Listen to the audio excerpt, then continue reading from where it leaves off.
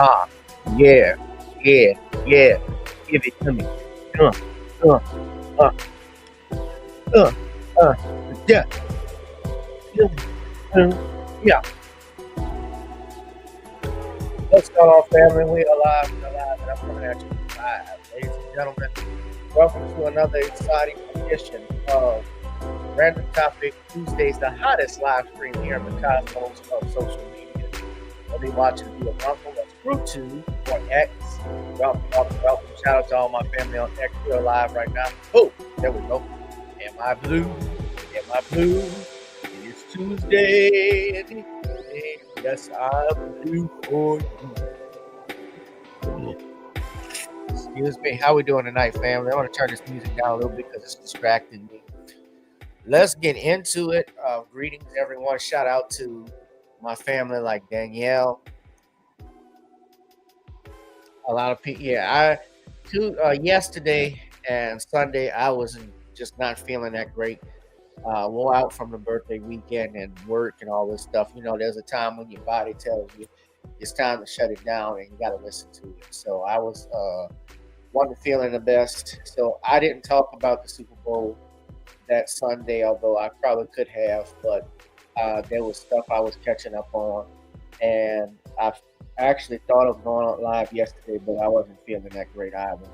So we're in this thing, and we're talking about the Super Bowl, but timing is everything, and I think it's even good while we're still talking of the Super Bowl, which I got to say they need to just keep it in New Orleans from now on because there's nobody, no town, and I haven't been to all of them, but I just know nobody throws down like the 504 when it comes to a Super Bowl and a party.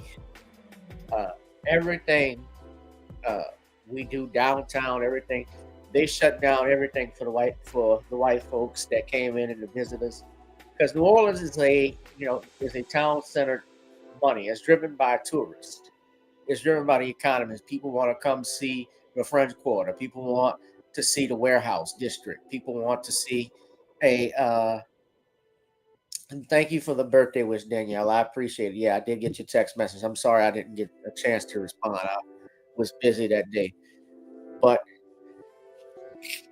they had a whole bunch of stuff. Yeah, just going downtown. The traffic, they directed everything going this way, that way. They had parades and stuff like that. Nobody throws down like New Orleans when it comes to a party, and that's what the Super Bowl was. Not a party for the Chiefs fans on Sunday, but for the Eagles. And speaking of which, I don't know why. To me, the referees flipped the script this time. I think Godell gave him a call. Look, we can't let Patrick. We can't let you get that three-peat. Your light skinning is still in, but not today. We ain't gonna have that. We're gonna have to give it to Jalen and them rowdies at Philadelphia, man. Philadelphia, I'm gonna just tell you this because they talk about black people rioting a few years ago. Those people, did y'all see the videos of those people celebrating, tearing down traffic lights, posts, hitting people? We got women in bras slapping motherfuckers just out of nowhere, roughly in the street. It was awful. Those Philly fans are notorious, especially if you're a visiting team, and for starting fights. They're worse than the Raiders. They're out of control. Yeah, did y'all see it? I don't know if you saw it, but yeah, the Raiders. This was. Let's see. Hold on. Every time there's a victory, New Orleans didn't do that when the Saints won the Super Bowl. We don't do that stuff. New Orleans is a black town. We second line. We march in the street. That's it. We not tearing down our goalposts and stuff because the shit ain't working anyway. We don't. We don't do that.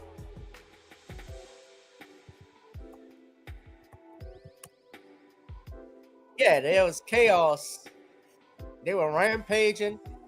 They always do this. Hold on.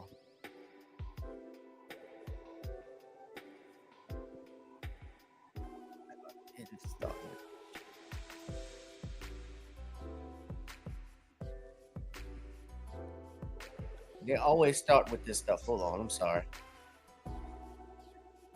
No, I never get down to a city because a team won. No, we don't do that stuff. Atlanta didn't even do that. Well, Atlanta don't win any championships, but I'm thinking Atlanta ATL wouldn't do that.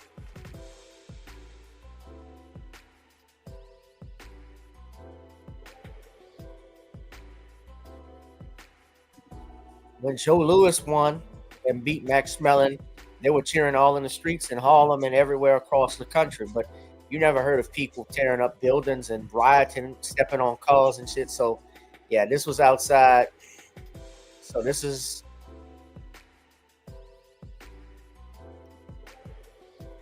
I paused it.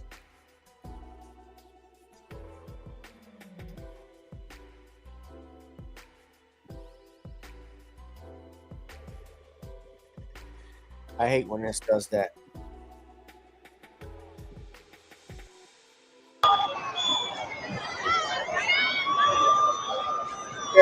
Yeah, this is riots. Look at this crazy stuff.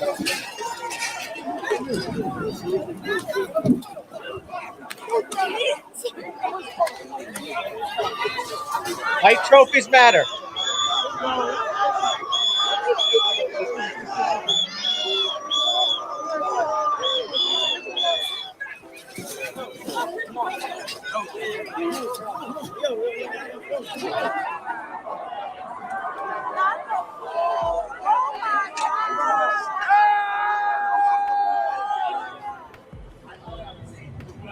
Man, look at that.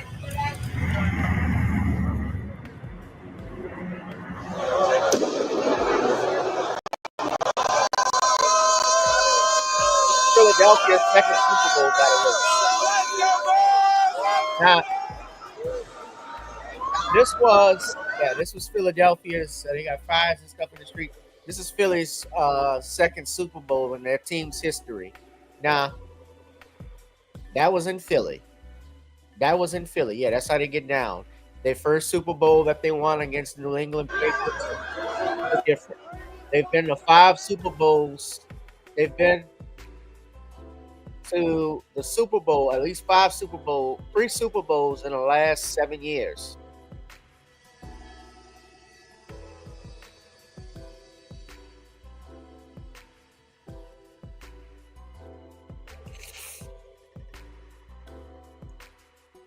And the score was 40-22.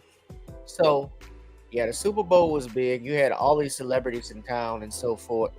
That was in Philly, yeah. Uh, ESPN, the news anchors, the analysts, they were in town for the Super Bowl. Fox Sports One, of course, they had their analyst here. I didn't get to see Joy, but I'm sure she was walking. She was out on Bourbon Street getting Mardi Gras beads. I'm just saying. I don't know that, Joy. Don't sue me. We're gonna talk about it in a second, Danielle. But yeah, those folks are crazy. Uh, we're talking about the Super Bowl halftime, the Super Bowl in general. They're not like us. We're gonna talk about other Kendrick Lamar in a minute. But first, yesterday I didn't post this on YouTube, so I'm gonna do a double header tonight. This is Black History Month. Now, last week I was doing the military. This week I'm doing the Black history in music. And since I didn't post a post on Monday about who our black artist or black producer was going to be, tonight I am talking about Miss Sylvia Robinson. And I'm going to do another person as well in a minute. So we have Sylvia Robinson. A lot of people may not know of her, but you certainly are familiar with a song that she co-wrote in 1979 and she produced for her label Sugar Hill Records. Sylvia Robinson was also a singer and songwriter, and you're familiar if you are from the 70s with a disco song that she wrote. And I can't play it. I wish I could, but it's a banger. Pillow Talk. Hey, baby, let me say, I know you want it, but I'll give you about to say. I got the beat right. I just don't have the lyrics. What you say is pretty fine, but it can't compete with this pillow talk of mine. Mm, boom, boom. Ooh, ooh, you can't find love on a one-way street. It takes two to tango, takes two to even compete. Oh boy, so boy, let me get this spotlight down. Ya ba ba ya ba da da ba da da ya ba ba ba ba. This ain't karaoke night, so I'll just get to it. Sylvia Robinson, a native of New York, from Manhattan. She's originally born in Manhattan, New York, but lived in Inglewood, New Jersey. She passed away back in 2011 at the age of 76 due to, I believe, cancer at that time. Oh, it was congestive heart failure. I apologize. Congestive heart failure. And they say that Sylvia Robinson was one of the inspirations for the character Cookie Lion on the show Empire. And another thing a lot of people don't know is that she was responsible in part for a big hit for the Sugar Hill Gang called Rapper's Delight, which of course was a sample of a Cheek record called Good Times. Now, of course, Nile Rodgers and Bernard Edwards, when they heard the song, they were furious because back in those days, if you sampled another artist's song and they weren't getting paid, it was basically considered stealing, which is why they didn't, for years, Niles Rodgers hated the song, but then as time went on, especially as Sugar, that song "Rapper's Delight" is one of the most sampled songs in history, and he's been co-written, co-credited as a co-creator of that song. He and Bernard Edwards, along with the 8 others that are supposedly written it, including Sylvia Robinson. He says it's his favorite song. So Sylvia Robinson was a songwriter, of course. She was also an astute businesswoman. She owned a bar in Harlem named Joey's Place after her husband in the 60s. She was married to Joseph Robinson from May 1959 until their amicable divorce in the late 1980s. So she co-wrote her famous song "Pillow Talk," which she had originally written. A lot of people don't know this, for Al Green, but Al Green felt it was too risque, and she decided to go ahead and record this on her own, which for its time was also taboo because she used moans and orgasmic moans in it before even Donna Summer's "Love to Love You, Baby." So Miss Robinson, though, was also an astute producer. She had a keen eye for talent. She discovered the Sugar Hill Gang uh, one day outside of a pizza parlor, and the rest was history. And she co-founded Sugar Hill Records back in the 70s, as it was named after the Sugar Hill area of Harlem, New York. Actually, that is an affluent African American neighborhood. So it's not known for its hub of artists and performers in the early and mid 1900s. So she also produced the Grandmaster Melly Mel's "The Message," which was performed by Grandmaster Flash and the Furious Five. And "The Message" is listed as one of the 50 greatest hip hop songs of all time. Of course, "Rapper's Delight" is considered one of the 500 greatest songs of all time because it was the first hip hop album, first hip hop record to go mainstream. And that opened the doors. And it was listed as number 2 on greatest hip hop songs of all time, according to VH1.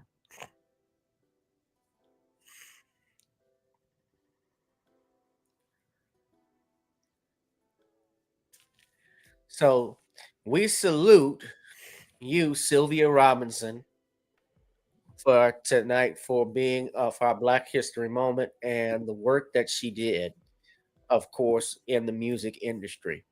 A lot of people don't know that this sister, yeah, she's a beautiful woman, beautiful woman. So shout out to her. And of course, we have another musical moment, Black music moment, that I want to share with everybody tonight. Of course, we're staying in the music industry. We're staying there. And a lot of people, of course, know who this is, but I'm just going to talk about him and salute him. Of course, none other than Motown founder Berry Gordy. Now, how many of you don't know this, but Berry Gordy is a distant relative of the Gordy family, are related in some way to President Jimmy Carter. That's right. Berry Gordy's grandfather, Berry Gordy the first, was the son of James Gordy, who was a white plantation owner in Georgia, and was also one of his slaves. His half brother, Barry, I'm talking about Gordy's grandfather, Berry Gordy the first, James, was the grandfather of President Jimmy Carter, who just passed away a few weeks ago. So, well, actually, this past December. Now, Berry Gordy, of course, is the founder of Motown Records. And at one point, Motown Records was the highest earning African American business for decades. But before co founding Motown Records, Berry Gordy actually was a was in the army. Of course, he also he was a boxer. That's how he got started. He came from a large family from Georgia. The family moved to Detroit from Oakney, Washington County, Georgia, in the 1920s. He was born on November 28, 1929. And at that time, of course, bouncing back and forth from the Army, he wanted to be a boxer. He obtained his GED sometime after a tour in Korea in 1953. And he also co-wrote songs, but he also worked in a factory. He tried to work uh, in a factory over at Lincoln Mercury plant in Detroit, and that's kind of how he and that's kind of how he operated Motown, because Motown was typically a factory. The way they put out their records, the way that they had artists, his A&R repertoire artists, how they scouted for talent, how they also had an etiquette school for the artists, especially when they do interviews, how they conducted themselves outside of Motown. He was about making money. Now, he got his start though as a songwriter, and one of the songs that artists that he wrote songs for was none other than Jackie Wilson, who is a groundbreaking artist in himself, nicknamed Mr. Excitement. Now, I'm going to have to do a story on Jackie Wilson later, but he wrote many of Jackie's, or co-wrote many of Jackie's biggest hits, including Lonely Teardrops, Reed Petey, All I Could Do Was Cry, and of course, a lot of people know this from the Eddie Murphy movie Coming to America, To Be Loved. He co-wrote that song. In fact, he authored his biography, To Be Loved, after that song. Now, he was paid very little money in doing those songs and writing those songs, even though they were hits, which inspired him to make his own record label that he called Motown, or it started out as Tamla, which I believe was named after his daughters. And he actually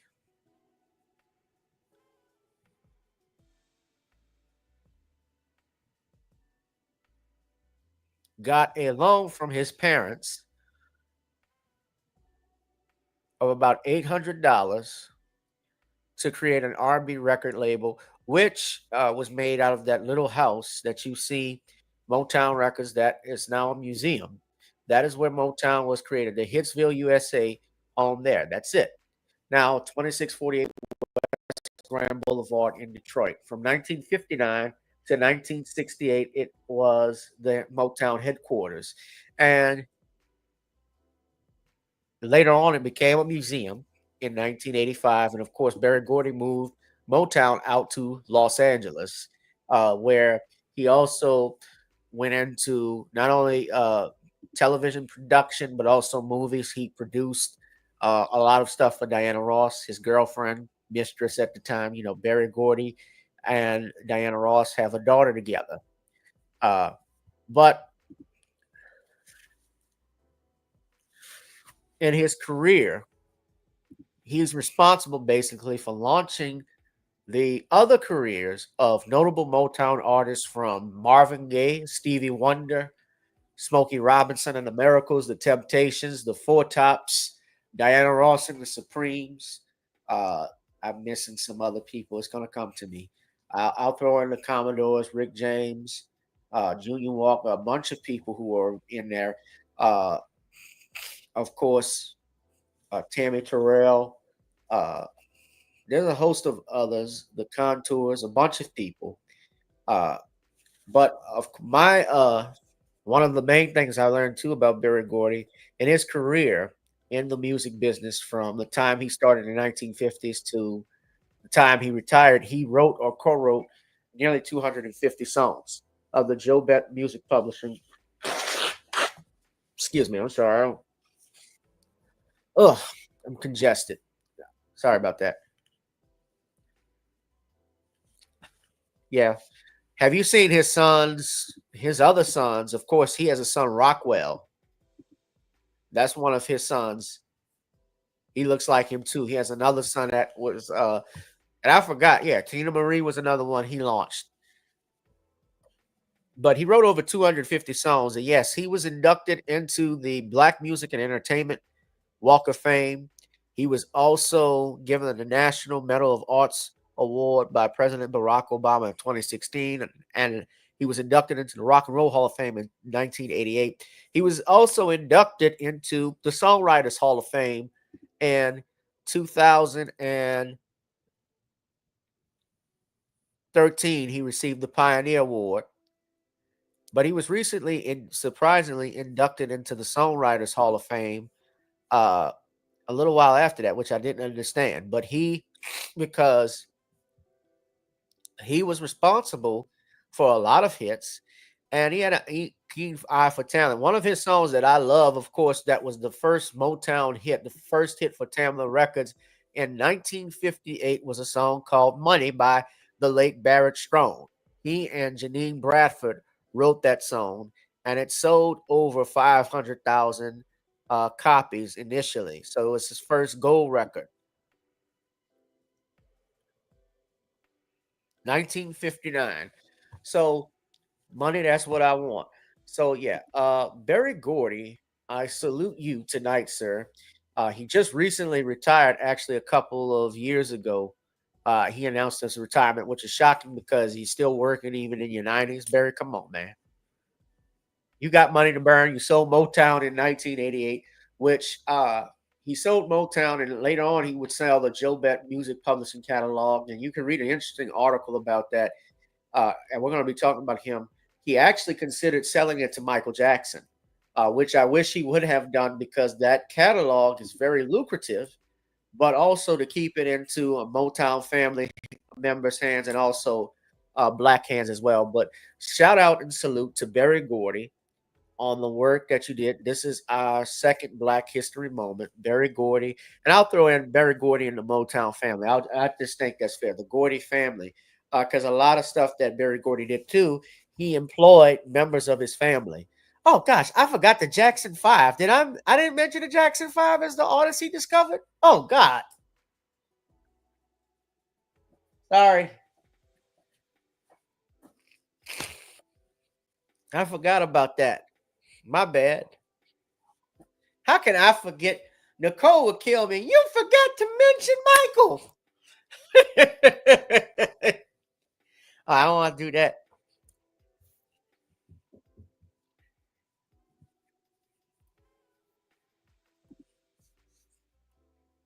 All right. So let's talk about the Super Bowl halftime show. That's what I want to discuss tonight. We're gonna talk about it. Now, I gotta say this. This is not, let me start. I am not attacking brother Kendrick Lamar. I like Kendrick. I've liked the stuff he's a lot of stuff he's did, like King when he came out, when he was on. You remember when he did the Bad Bitches song and he had that verse?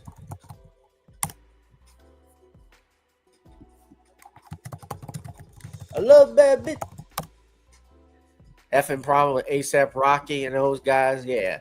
Which he was on with Drake, which is funny. Drake and Two Chains and ASAP Rocky. And ASAP Rocky is going through some stuff right now, legal stuff.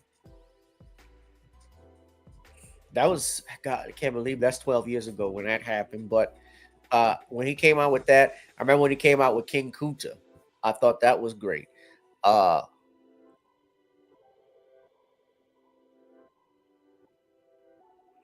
now I've watched the halftime show, so this is not a knock against brother Kendrick Lamar. So his halftime show has been getting, let's say, a lot of feedback.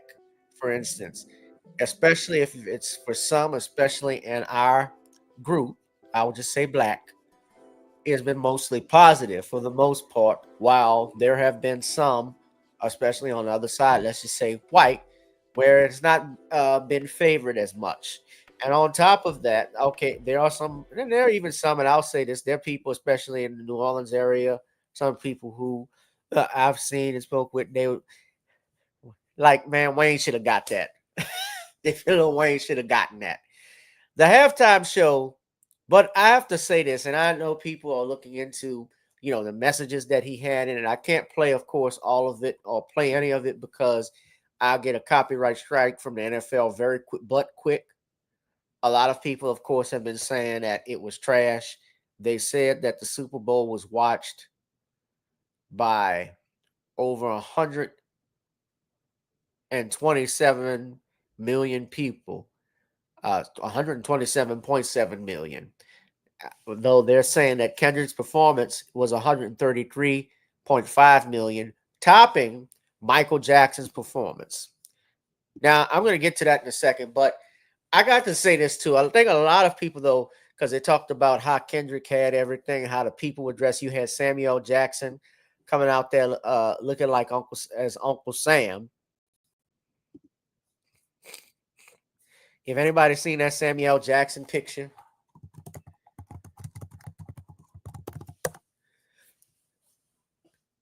Samuel Jackson was Uncle Sam. I can't play it, but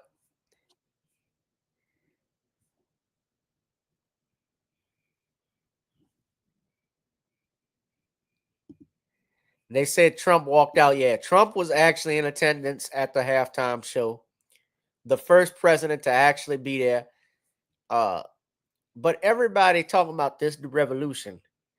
He did a lot of his hit songs, and the audience was enjoying it, especially at the Dome when he did "They Not Like Us," which he had been pressured legally not to do because Drake is suing him. But what made it even better for me, was when Serena Williams was dancing to the song, and Serena was crip walking there. What makes it better is Drake was used to smash Serena. And somebody mocking her. No, they not like us. No, they not like. They not like us. No, they not like us. They not like us. No, they not like us. No, they not like. They not like. I just saw this out of the corner of my eye. I wasn't trying to.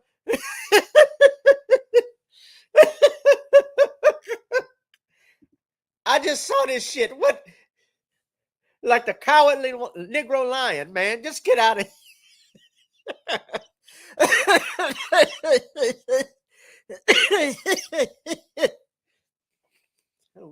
What the hell is this?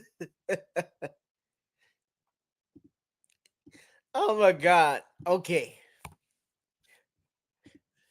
Let me stop this shit. This is funny. So Kendrick Lamar reached out to her. Now, Serena used to mess with Drake. I think SZA also used to mess with Drake. And I distinctly remember this when Serena was walking after she won the gold medal.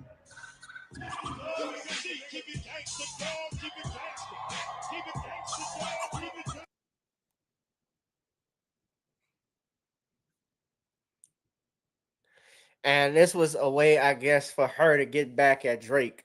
There's no comeback. I said this on my Facebook. I will say it again. Drake is not going to. Drake has to do country music from now on. I think he would be better suited or adult contemporary. This is no longer a competition, Drake. You ain't, especially when you responded with me. Drake didn't respond when he was me.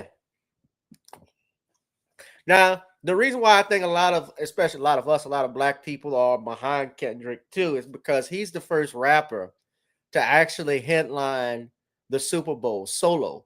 If you recall, when they had it in LA, they brought Dr. Dre and they brought Snoop Dogg and basically the West Coast out to do the performance. But to have Kendrick Lamar do it, and he brought DJ Mustard on the beat, his backup dancers, and the backup dancers, of course, dressed like the American flag. A lot of people are talking about being a message with us. You know, a lot of Negroes, when they see stuff like this, I got to say this. That it's not me hating on Kendrick, but I think a lot of us look at this too deep. I mean, a lot of us turn it into Oswald Bates. Y'all remember Oswald Bates? The venereal disease is a function of my penile dysfunctional fractus. Y'all remember this?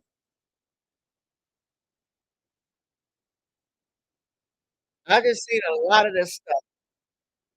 Effervescence of the Indonesian proximity in order to further segregate the crux of my venereal infection. Now, if I may retain my liquids here for one moment, I'd like to continue the redundance of my quote unquote intestinal tract. See, because to preclude on the issue of world domination would only circumvent circumcise the revelation that reflects the aphrodisiac symptoms which now perpetrates the Jericho's activation. So do not misinterpret the chauvinistic to the United Negro Scholarship Fund. People are talking like I've gotten bombarded. I've seen messages of people, y'all missing the message of the plenile that Kendrick was trying to talk to pronunciate, masturbate his penile voluptuous into this. Now, excuse me for my impersonality. Like, nigga, what? Stop this.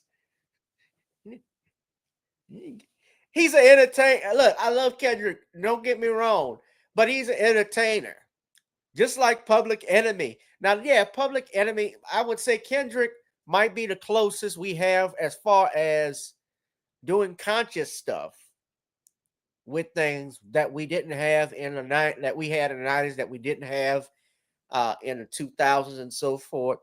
You know, the only ones that were doing that at that time was like the Dead Prez, but they weren't making a lot of money and being mainstream like this. But nowadays, you can put a track or album out, and you don't need a record label to do so. But Kendrick is an entertainer just like us. He has agents just like those actors and actresses, those mainstream actors and actresses have in Hollywood. He's signed to a record label. He gets paid. He's not doing performances for free.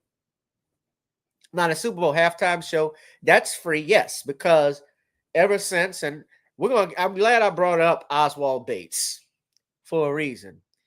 And that's what I'm going to talk about tonight because they said, now, shout out to the brother. I wish him much success. I love him. This is not a knock against Kendrick, but I just think we overthink stuff sometimes. Just my opinion. And if you like it, fine. If you don't, I don't care. That's fine too.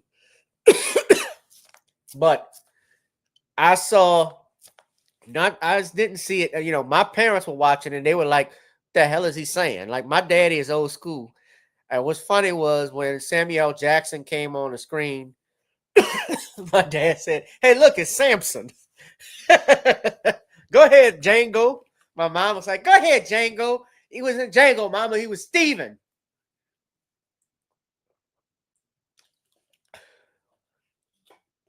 I guess we're going to all be like that when we get old. We're going to be mispronounced. We're going to misassociate all of these actors and actresses with roles they didn't play, calling them extra names.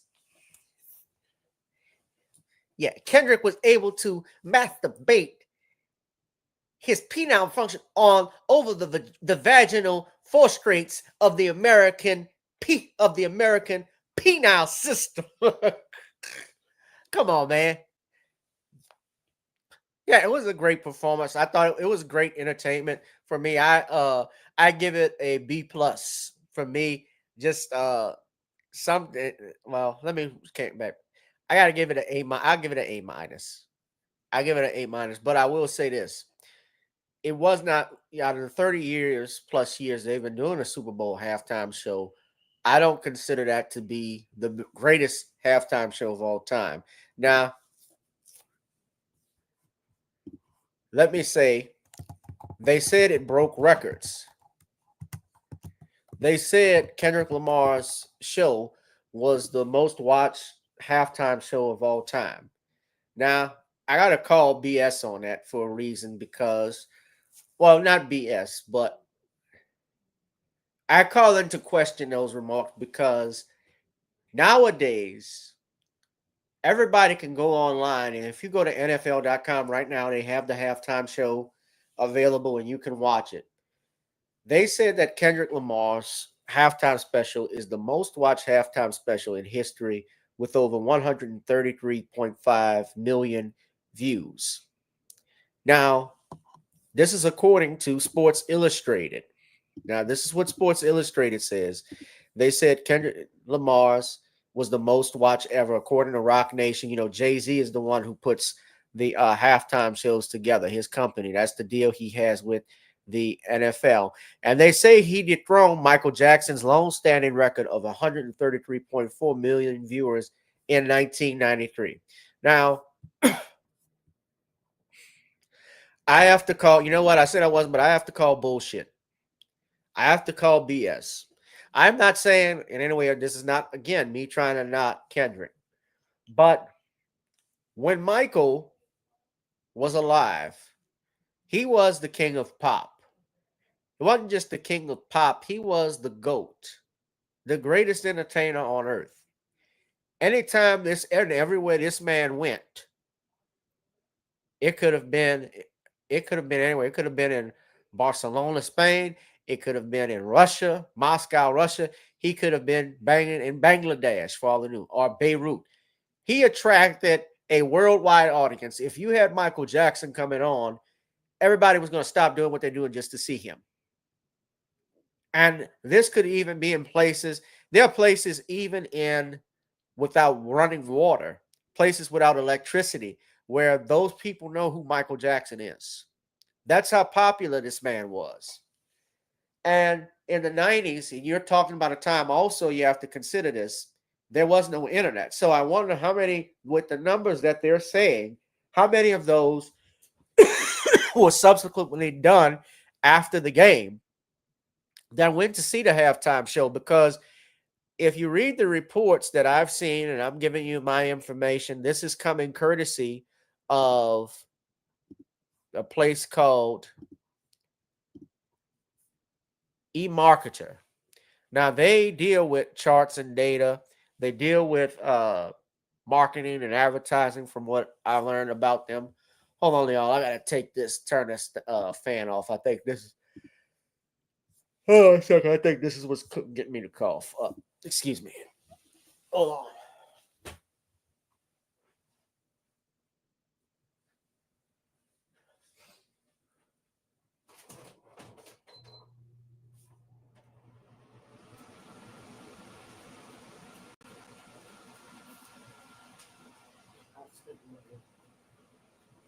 Okay, I'm fine.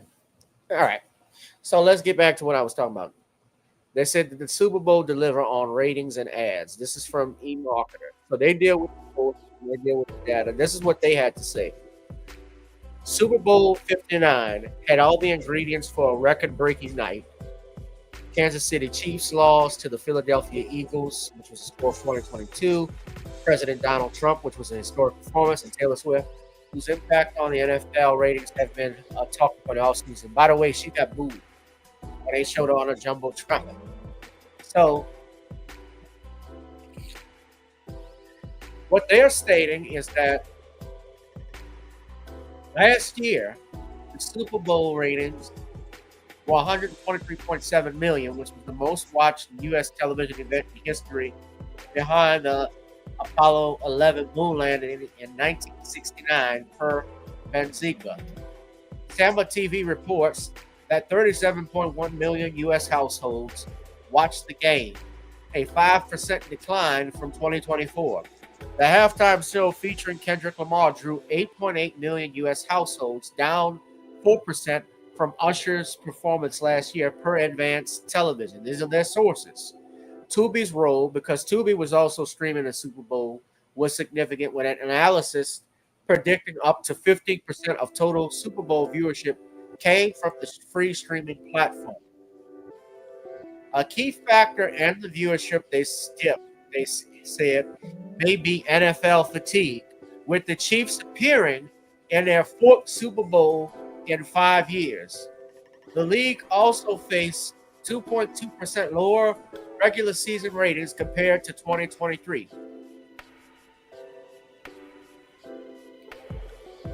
By the way, they talk about the commercials and advertising. The commercials suck as always. They've been getting worse and worse every year. I did see that one commercial. They had Seal as a damn seal singing a Kiss from a Rose. It was a Mountain Dew commercial. Did y'all see that? Y'all just go look at it. My father was upset with it. They got this Negro in as a damn seal. What the hell is he thinking? He said the money from that record must be low. He ain't getting them royalties like he did in '95 for him to do a commercial like that. But Mountain Dew, I'm not surprised. This is the same company that had the Puppy Monkey Baby commercial a few years ago. Yeah, the commercials each year go down. I thought I turned this on.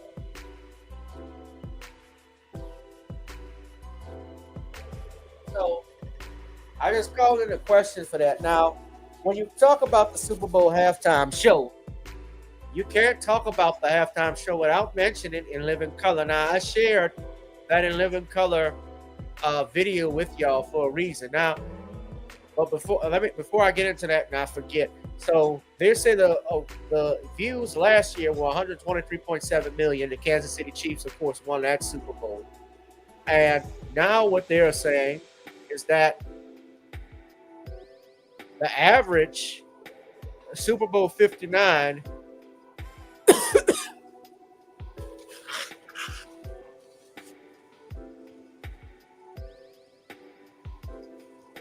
sorry.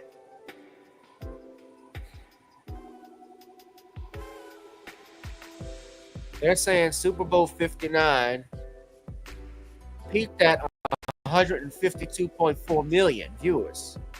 This occurred just before the halftime show. So, which is which?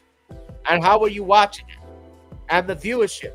So, when you're talking about Brother Kendrick surpassing Michael Jackson, I have to call and question that, because if you're watching online, if you're watching via a streaming service, that's easy. Versus when you had to watch on one network at that time, and I can't remember if it was Fox or NBC or CBS, but whoever. One network broadcast the Super Bowl. Now you can watch the Super Bowl on Fox. Well, you watch it on Fox, but you can also watch it on Tubi. They were streaming it there. Now, I don't know what they were doing internationally. You're streaming it there through their Fox affiliate. And you have to factor all of that in. Michael Jackson did what he did. They say 28.8 million households watched Kendrick Lamar's Super Bowl 59 show performance. And they said the same things as the e-marketer company said. It was down 4% from Usher's performance.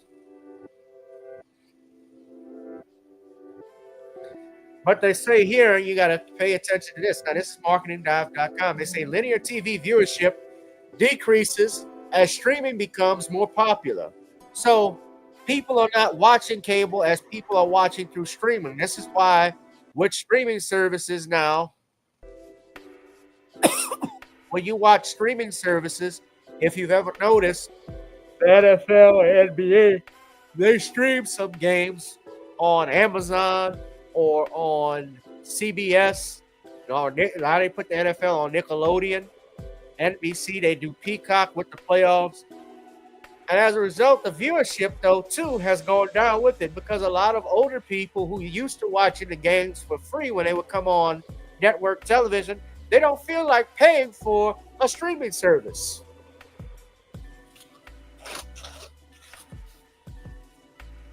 And when you pay for those streaming services, the price of that goes up every year. That price of that goes up, just think about it, every year, especially when it gets more popular.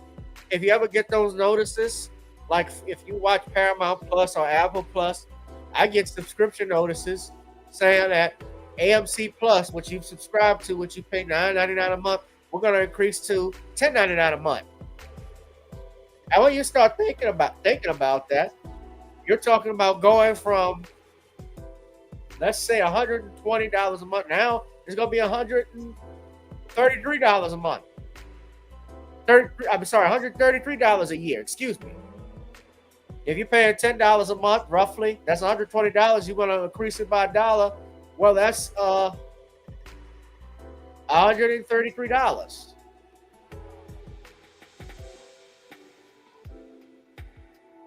A $13 increase. Things go up. But there was nobody like Michael Jackson. And to do that, now they can say that, well, they've had more views than Michael Jackson's. He broke Michael Jackson's record. The problem, and what I say with that too, is, well, he broke the record, but look at the advantages that he had in breaking the record. Very similar to how Tom Brady would break Joe Montana's record or Dan Marino's passing record. He played in an era where it was pass friendly, where they were keen on dropping flags. If you touch a quarterback for nothing, you could get hit. Those guys, especially Montana and Marino and Elway, they took hits. I'm not saying Tom Brady didn't take any hits, but he benefited from a lot of flags. His Super Bowls, at least three of those Super Bowls were because of the kicker. I remember his kicker, Vinatieri. Vinatieri didn't, and y'all know Vinatieri didn't even get nominated for the Hall of Fame. By the way, this is Pro Football Hall of Fame. I call BS on a lot of the stuff they do too, because they leave a lot of people out. Hold on.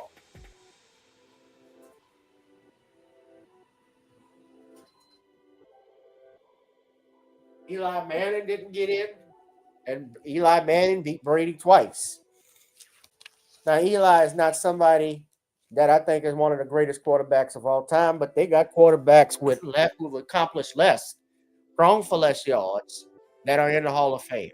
Terry Bradshaw doesn't even have the numbers in terms of passing yards and passing yards or passing touchdowns compared to Tom Brady or even Brett Favre or who's a couple or Dan Marino. But he had 4 Super Bowls. He was with the Steelers in the 1970s. He won 4 of them. That's why he got it. Same thing why Lynn Swann, who doesn't have the records that T.O. or Jerry Rice have, he wouldn't compensate. But Lynn Swann had 4 Super Bowls. He was key in winning a lot of those Super Bowls, for winning those trophies. That's why he's part of that. He's part of that dynasty. But I'm talking about football. But comparing that with Michael Jackson now, I'm glad I brought up In Living Color and you saw that video, because it was because of In Living Color, a lot of people may not know this, that we have a halftime show in the first place. Because in 1992, in that Super Bowl, In Living Color, the Washington Redskins were playing Buffalo Bills, and In Living Color did a special called a Super Bowl halftime special, halftime show. And this was before 1993. So Fox aired a live episode of In Living Color. And of course, In Living Color, that starred the Wayans family, Jim Carrey, Tommy Davidson, David Allen Greer, Jennifer Lopez, she was a fly girl. Carrie Ann Arbor was a fly girl. A bunch of people.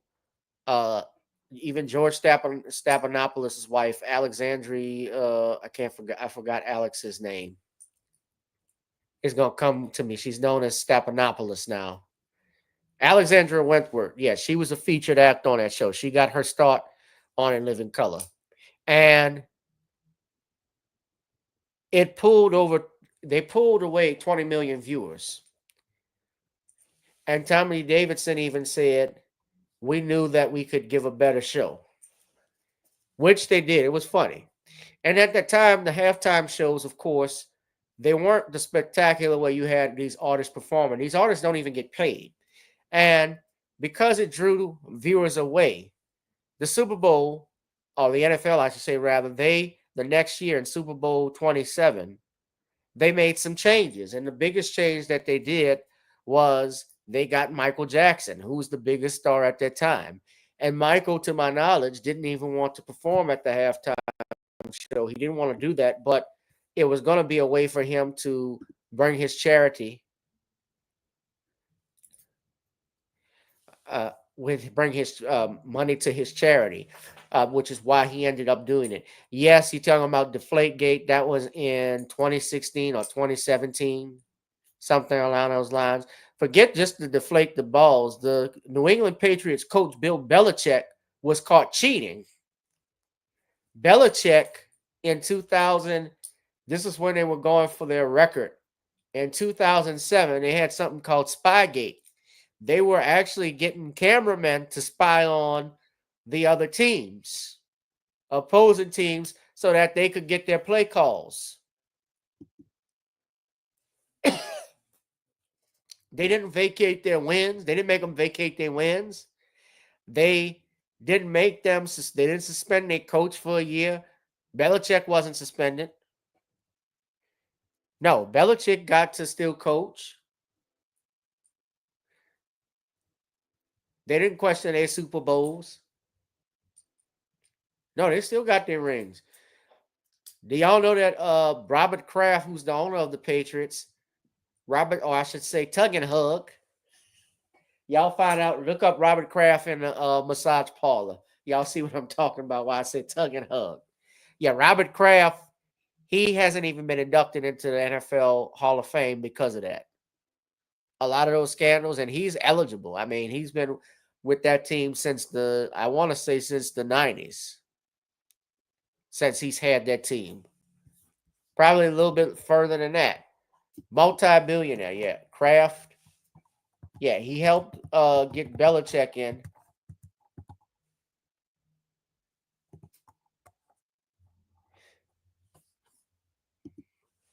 Because Kraft, yeah, he's a multi-billionaire. All of these billionaires, these companies, he's has real estate development. They own manufacturing, restaurants, sports. Yeah, he founded this in 1998. So he's owned the Patriots. Yeah, he's been the principal owner since 1994, 6 Super Bowls.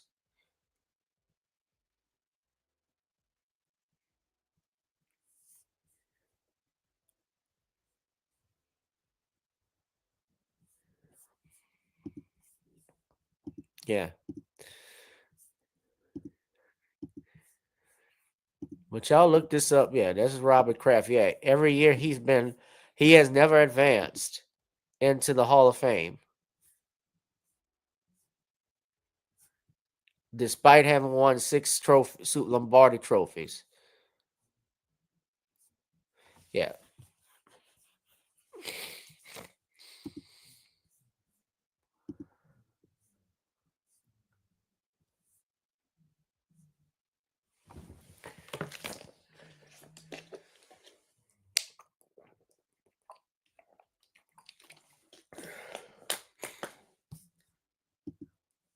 Yeah, this was the game. Yeah, in New Orleans, we hate the Atlanta Falcons. So every time the Super Bowl comes up or we play Atlanta, we tell them never forget 28-3 because they blew a 20, let's just say 25-point deficit going into the third. I want to say the third quarter.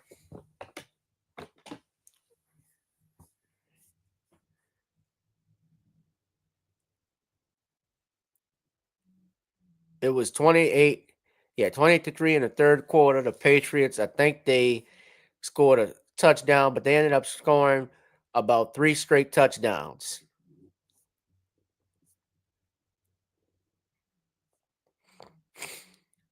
I'll never forget that day.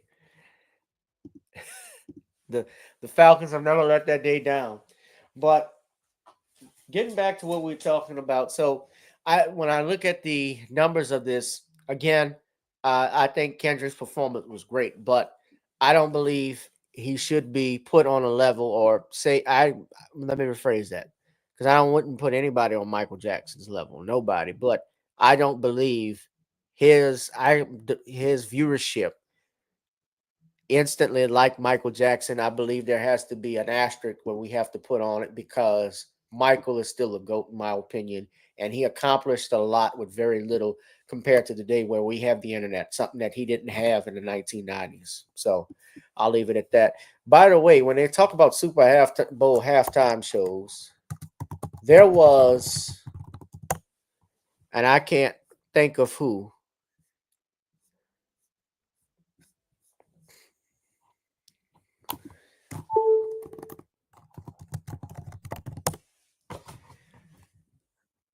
So somewhere I've seen they had, I can't remember who. I don't want to get the wrong name, wrong thing.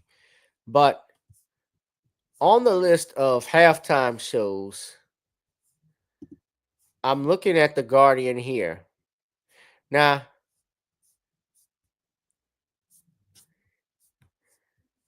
I want y'all to look at this.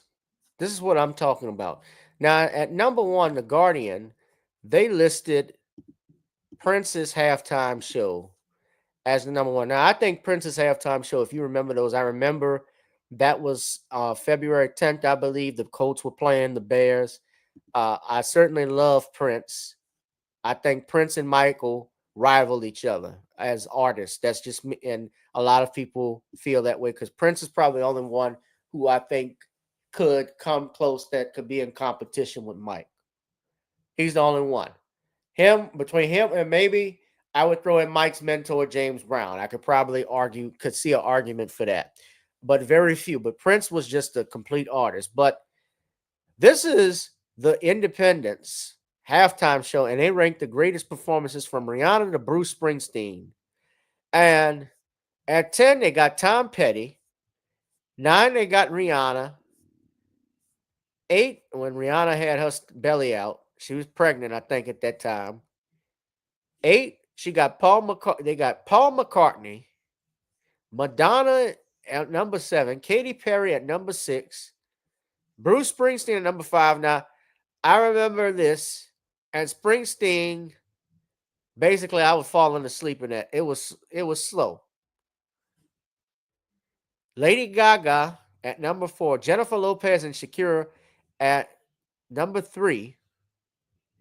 You got Beyonce at number 2, and I remember after she performed, the power went out, and they had that meme going on.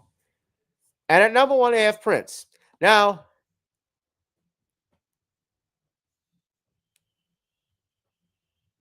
the great thing about this, this performance, the rain was coming down. Now, you could probably make an argument because he's performing Purple Rain and the actual rain topped the night off. I could probably see that. But you don't have Michael Jackson, the inaugural performer of the Super Bowl halftime show, not even in your top 10.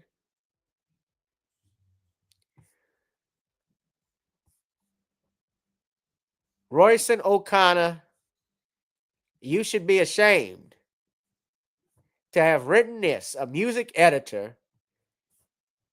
I got to put her on blast. This is her.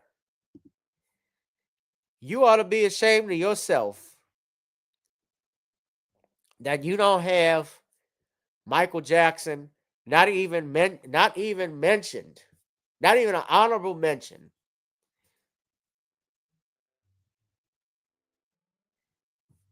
No, even Bruno Mars' halftime performance was better than some of the people on here.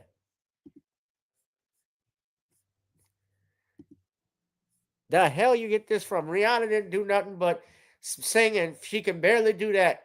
All her hits. She couldn't do no dancing. She couldn't do anything move. Not with that whopper in her stomach. Tom Petty and the Heartbreakers, really?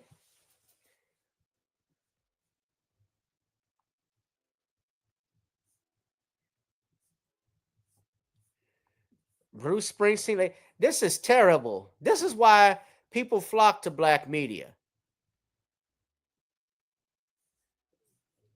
I like them both. As you ask me, who do I like better, Martin Luther King or Malcolm X? I like them both equally. I like them both equally. They were both needed for us. Uh, even regardless, Dr. King, of course, he was the nonviolent approach, and Malcolm was the any means necessary approach. The point is, both of these men, too, at the age of 39, met their untimely demise.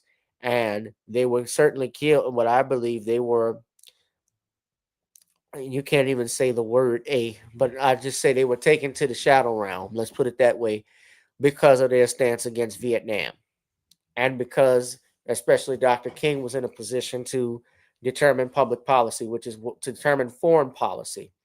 Is what Dick Gregory said, and I believe that. But Malcolm was also the same way, because Malcolm had a chance to go to Mecca, and he had a chance to meet with international leaders, and that made him a spy.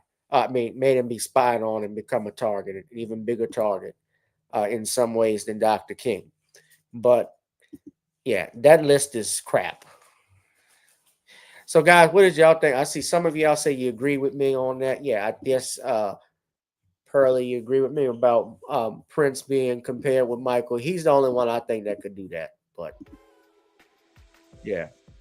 Well, anyway, family, I'm gonna go ahead and we're gonna wrap this thing up. It's been a good night. I don't know if I'll be on Thursday. We're dealing with this battle with ScrewTube. My stuff, I don't even think has even gotten to them. I think that's because right now they're dealing with this stuff out in California with the wildfires and so forth. And I will see you all in the next one. Of course, please smash up the likes if you're not subscribed to my channel. Make sure you are. If you love me for my time, pay me for my time. Drop something in the Cash App. Hit that notification bell, so when you go live, you are notified. Of course, you can subscribe to Random Topics on Rumble when we do our live stream. Just go to Random Topics there. That's probably easier. But yeah, you can drop something to Cash App, PayPal, or Zelle if you love this channel, ladies and gentlemen. And I will see you all in the next one. Be one, be safe, and be blessed. All right? Holla. Peace out, family. Whoever you are, wherever you are, hope you are blessed and doing safe. Ladies and gentlemen, greetings, family. Of course, I'm tuning in. You see me without the glasses off today. But if you're looking for some opportunities, particular advertisement opportunities, then look no further at the link at the bottom to my email address. You can hit me up for advertisement opportunities. We are supporting and promoting your businesses here on this channel. You can also, if you would like to donate and subscribe to our Patreon, a link is at the bottom as well.